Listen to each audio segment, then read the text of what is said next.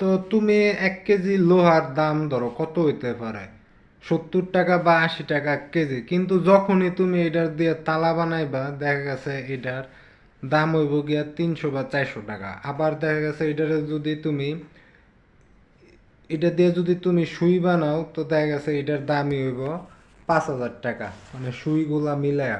তারপরে দেখা গেছে মনে করো তুমি যদি এটা দিয়ে একটা দামি বাইকের স্প্রিং বানাও, তো দেখা গেছে এই একই লোহার দাম হইব গিয়ে 30,000 বা 40,000 টাকা। তো দেখা গেছে মানুষও এরকমই।